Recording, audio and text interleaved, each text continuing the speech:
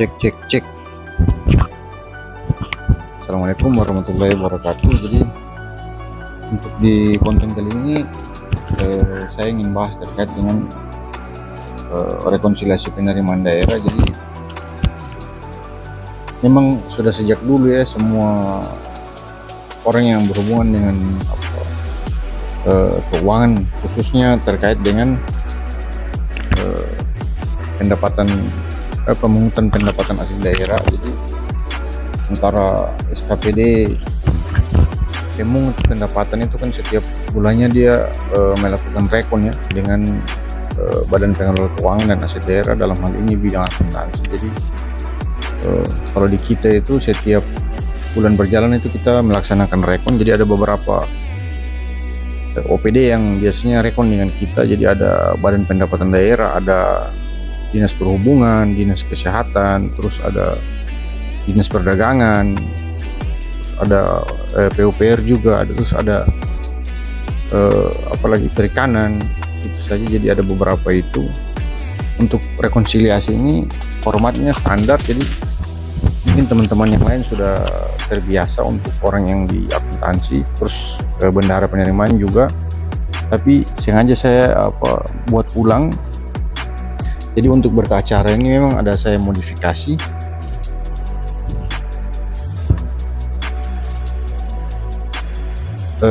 Sebelum kita masuk ke screen layar yang akan saya tunjukkan terkait berita acara rekon ini, saya harus bicara sedikit mengenai rekonnya. Jadi rekon penerimaan itu memang punya beberapa fungsi yang sangat penting ya. Jadi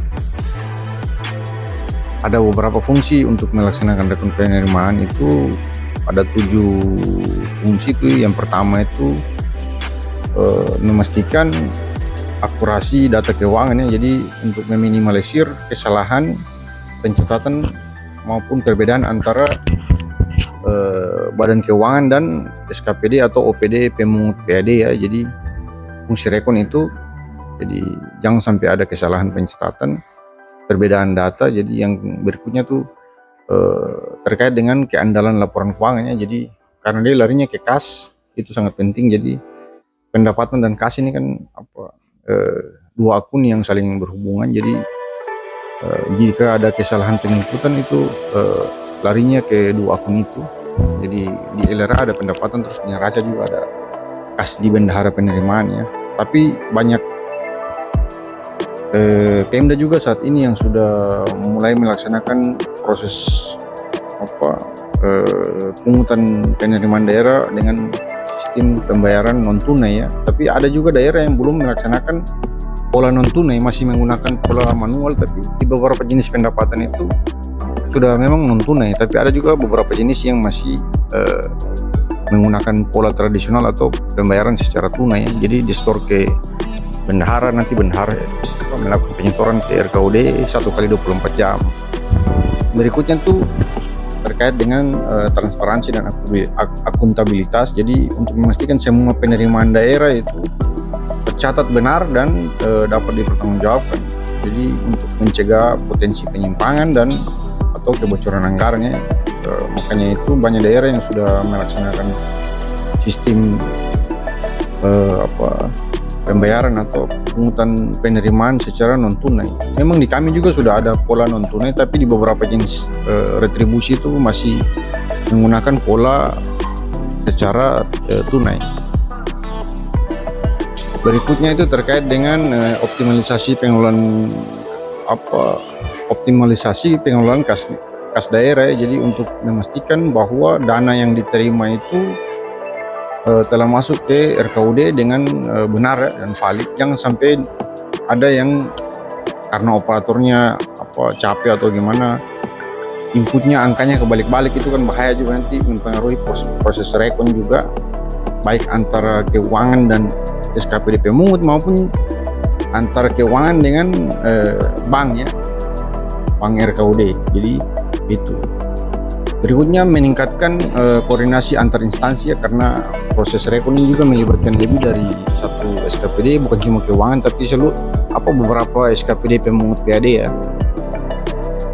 yang berikutnya memenuhi kepatuhan hukum dan regulasi serta mencegah double coating ya. Double coating ini seperti yang sudah saya sampaikan sebelumnya, bahwa menghindari duplikasi ya, atau kekeliruan dalam proses penginputan ya. Biasanya karena keletihan atau kecapean, biasanya bendahara atau operator itu mereka nginput data di sistem itu. Kalau kita sekarang pakai SCPD, kadang mereka nginputnya double 2 kali, jadi sudah nginput lagi, input lagi 1 kali lagi. Jadi kalau kita tidak rekon, tidak teliti, nanti penerimaan itu dia tidak sesuai dengan kas yang di store ya. Antara yang diinput di sistem dengan uang yang ada yang masuk di RKUD tidak klop. Jadi itu. Yang terakhir, dasar pengambilan kebijakannya. Untuk dasar pengambilan kebijakan ini terkait dengan data yang akurat, membantu kepala daerah atau pengambil kebijakan dalam mengevaluasi kebijakan pendapatan di APBD kita ya, serta mendukung perencanaan fiskal yang lebih tepat sasaran. Baik, jadi untuk itu selanjutnya kita langsung saja, saya akan menunjukkan proses kertas kerja terkait dengan berita acara dan tabel rekapitulasi penerimaannya. Sebenarnya tabel ini sudah ada di SCPD juga, cuma sengaja saya buat dalam bentuk manual supaya berita acaranya saya susunnya tuh dia otomatis ya. Saya pakai rumus di Excel, jadi teman-teman bisa menggunakan. Nanti akan saya share di linknya, link deskripsi, silakan di download. Baik ya, jadi kita langsung mulai saja.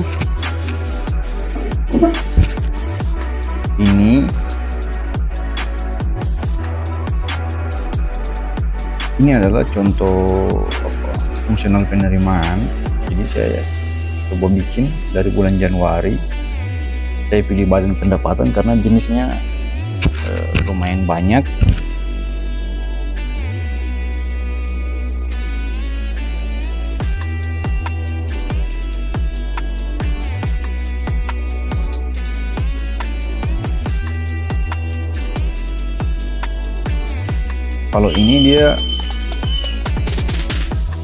Kalau ini standar, tapi untuk berita acaranya saya sengaja lakukan modifikasi ya teman-teman.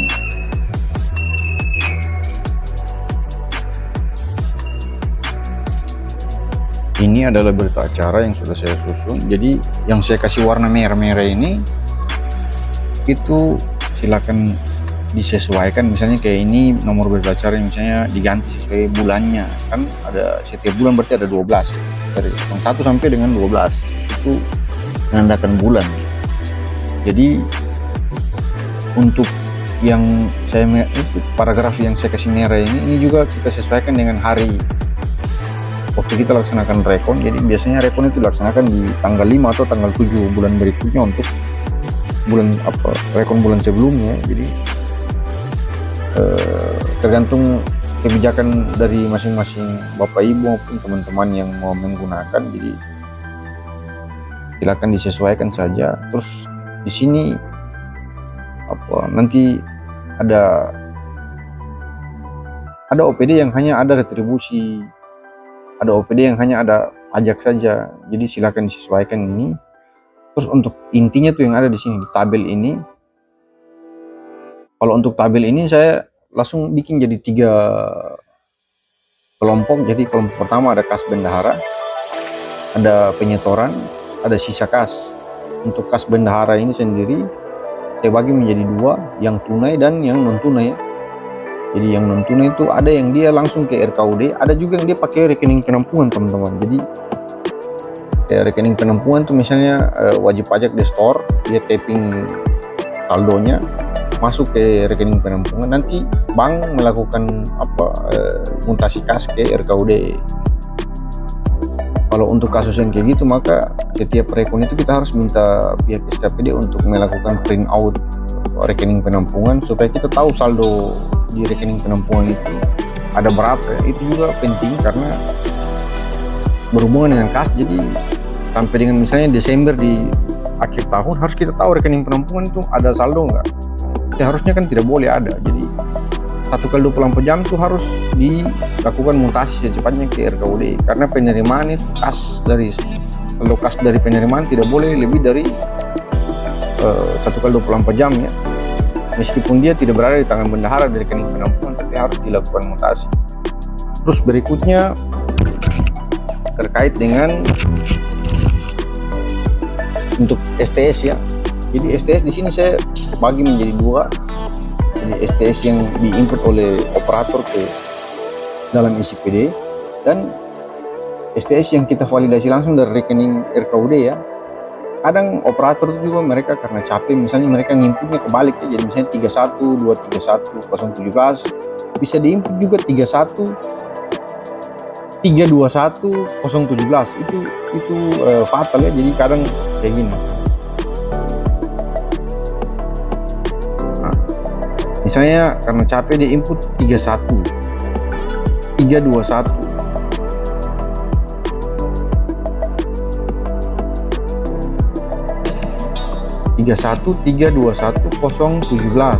Nah ini kan ada selisih nih. Kadang yang selisih yang kecil-kecil kayak gini itu biasanya waktu rekon itu kasihan juga petugas di kas, dan mereka carinya susah itu. Padahal OPD ini input STS itu kadang angkanya kebalik-balik. Jadi disinilah fungsi rekon dilakukan untuk memastikan bahwa yang disetor dan yang diinput di SCPD harus nilainya sama. Jadi kalau di sini 31 231 017, maka yang disetor juga harus sebesar nilai yang sama supaya selisihnya bisa hilang. Terkait dengan format tabel ini, silakan Bapak Ibu kalau berkenan, kalau mau pakai silakan, kalau tidak juga nggak apa-apa.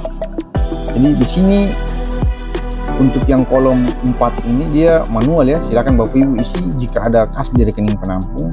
Terus yang kolom 6 juga diisi manual, ambil dari rekening printout atau file PDF RKUD yang kita minta dari bank. Sisanya itu dia otomatis ya. Jadi ini sudah saya pasang, dia fine, dia connect langsung ke fungsionalnya. Jadi misalnya untuk penerimaan tunai ini, misalnya restoran, saya sudah ngambil langsung dari sini. Jadi di setiap jenis pendapatan ini ada 3 baris di sini. Paling atas ini menandakan penerimaan yang ada di tangan bendahara. Yang urutan kedua di tengah ini itu adalah STS ke RKUD. Yang terakhir itu adalah sisa kas. Jadi kalau terima 1 juta berarti STS juga harus 1 juta, sisanya 0. Tapi kalau terima misalnya 1 juta, STS nya cuma 950.000, maka wajib ada sisa sebesar 50.000 di bawah untuk sisa kas. Jadi ini silakan Bapak Ibu kalau mau menggunakan, sudah saya pasang di deskripsi, nanti di download saja. Ini sudah saya pasang dia otomatis rumusnya sudah saya pasang di sini. Untuk di kolom yang ini juga dia akan mengambil, misalnya di bulan Februari misalnya, saldo awal ini dia akan mengambil dari saldo akhir di bulan Januari. Misalnya 31 ini dia langsung ambil dari saldo akhir di bulan Januari ini. Jadi begitu seterusnya sampai dengan Desember. Nah, yang wajib untuk Bapak Ibu isi secara manual hanya yang untuk yang di tengah ini aja, kolom 5 ini, tapi tidak semuanya barisnya diisi, cukup yang penerimaan dan penyetoran aja. Sisanya ini dia sudah otomatis ya, sudah saya pasang rumus. Jadi Bapak Ibu tinggal ambil data penerimaan, penyetoran, penerimaan, penyetoran, penerimaan, penyetoran, gitu aja, penerimaan, penyetoran.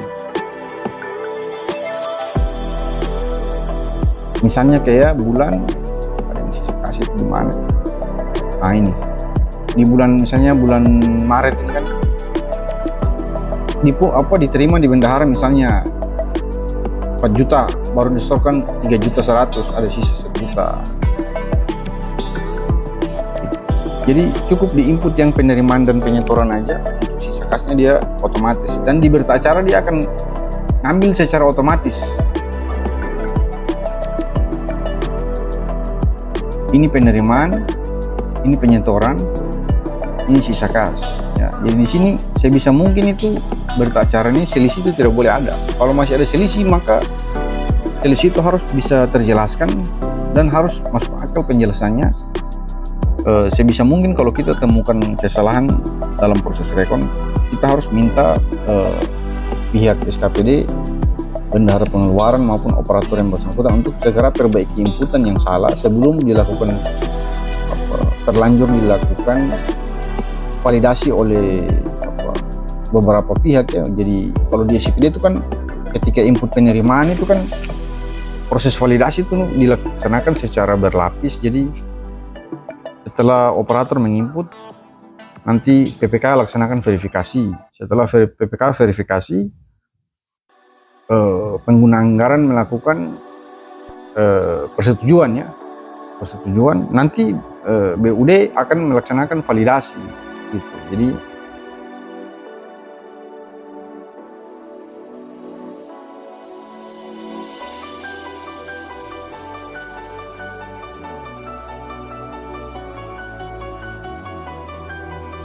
nah ini yang proses diinput oleh bendahara, yang ini yang verifikasi oleh PPK. Di sini rata-rata sudah diverifikasi. Yang ini yang otorisasi oleh pengguna anggaran atau kepala dinas ya. Yang ini sudah divalidasi, artinya sudah disetujui oleh BUD ya. Untuk prosedur sudah divalidasi ini juga memang kalau bisa kita laksanakan itu sebelum setelah proses rekon ya. Jadi betul-betul pastikan nilai ini betul sudah masuk di RKUD, baru kita lakukan validasi. Jangan-jangan nilainya bukan 174387 tapi kebalik 174837. Wah, itu masalah, pusing, ada selisih. Jadi untuk beracara rekon ini kan baru dari Januari, Februari, Maret ya. Jadi ya coba kita buat sampai Desember ya. Tapi karena ini baru bulan Juni, mungkin di sini batas bulan Juni saja. Juli sampai Desember kan belum ada. Jadi nanti file yang saya bagi ke Bapak Ibu itu adalah file yang batas bulan Maret aja. Di sini yang saya simulasi ini yang saya bikin sampai Desember.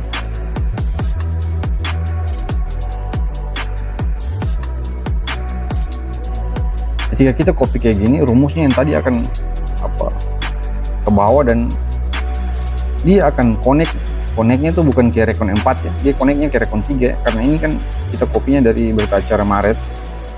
Jika kita copy ke April, dia tidak connect ke rekon fungsional yang April, dia akan connect ke rekon fungsional yang Maret karena kopiannya dari yang Maret.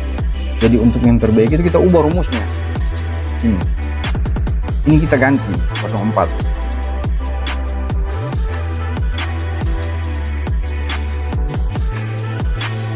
Memang ini kerja-kerja kayak gini, kerja-kerja sabar ini.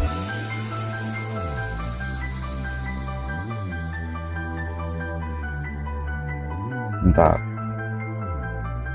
kita lihat LPG-nya supaya tidak salah ya.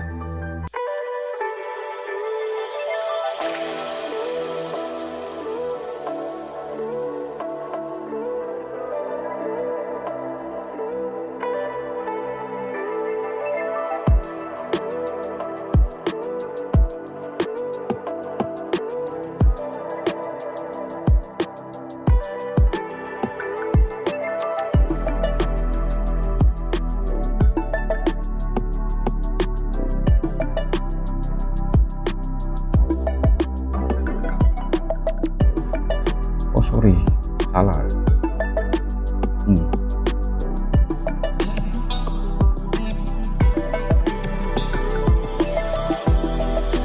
Ya, tetangga sebelah kan ada acara nikahan, jadi bunyi musiknya masuk-masuk di sini.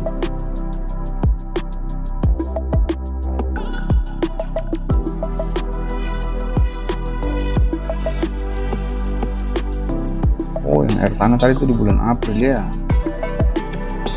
Sorry, salah.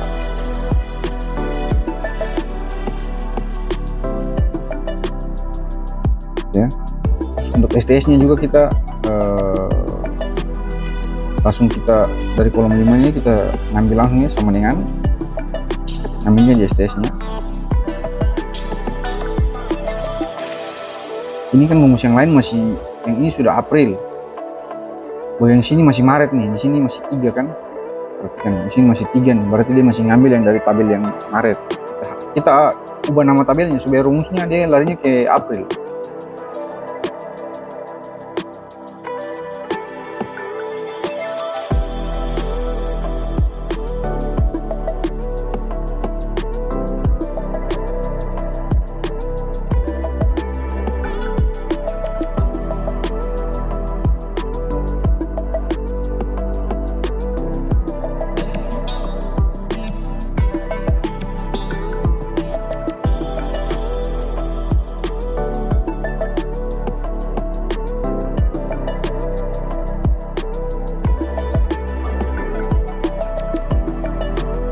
Ini juga sama, kita buat kayak tadi, ganti dari Maret kita ganti ke April nama sheetnya.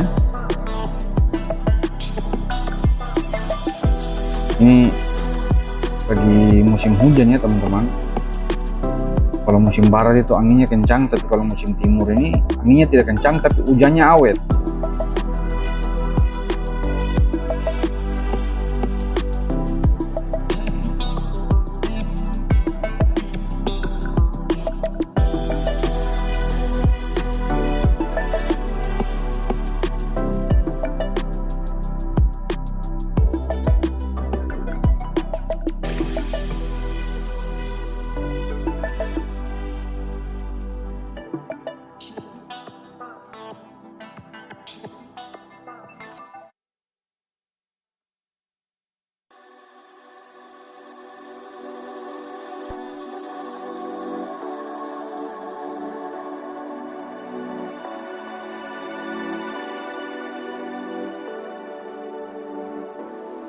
Jadi ada sisa kas di sini 1 juta dan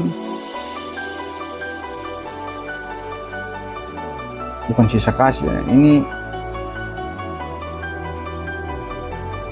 jadi pungutan bulan lalu baru disetor di bulan ini. Bukan sampai 1 bulan juga sih, tapi kemungkinan dia pungutnya misalnya di tanggal 31, di store-nya tanggal 1, makanya bacanya kayak gini. Jadi di atas penerimaan 1,6, di bawah penyetorannya 2,6, jadi ada selisih 1.050 kan.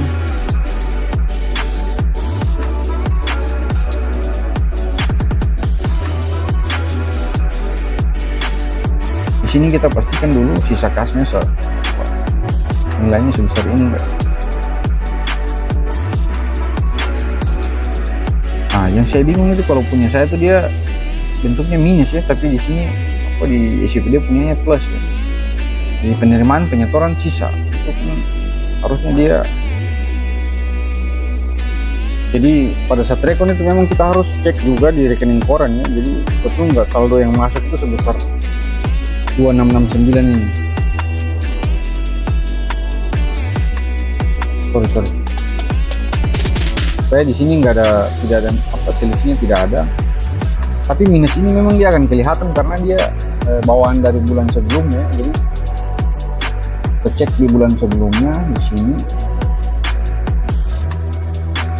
Waktu dia terima itu 4 juta, dia store 3 juta, ada sisa 1 juta. Nah, 1 juta ini di bulan apa?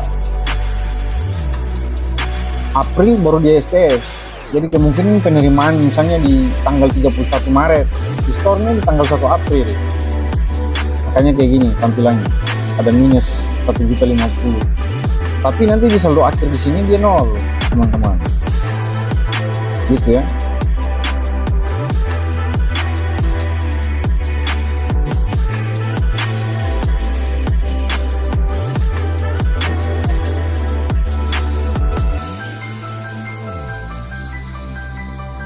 Jadi sisa kas antara hasil rekon dan BKU ini harus sama ya.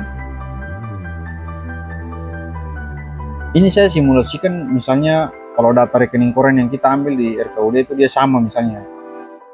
Sama dengan yang diinput di SCPD, maka akan tampilannya kayak gini. Jadi yang harus Bapak Ibu input secara manual itu di kolom 6 ini, yang saya kasih warna kuning. sama di sini. Tapi ini kan kalau yang ini nanti di SKPD yang melaksanakan transaksi non tunai, jadi minta rekening koran, rekening non tunainya diisi di sini. Tapi yang ini wajib diisi.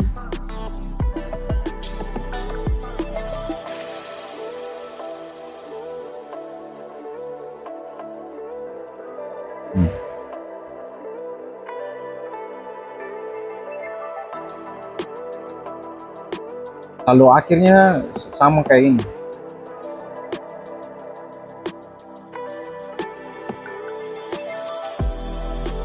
Ini hujan semakin besar, jadi agak bising juga di sini. Nanti Bapak Ibu bisa download saja, langsung ambil saja. Nanti saya taruh contoh rekon ini di link deskripsi di video ini. Silakan di download. Dukung kami untuk membangun channel ini dengan tekan notifikasi. Jangan lupa like dan subscribe untuk membantu kami dalam membangun channel ini. Assalamualaikum warahmatullahi wabarakatuh.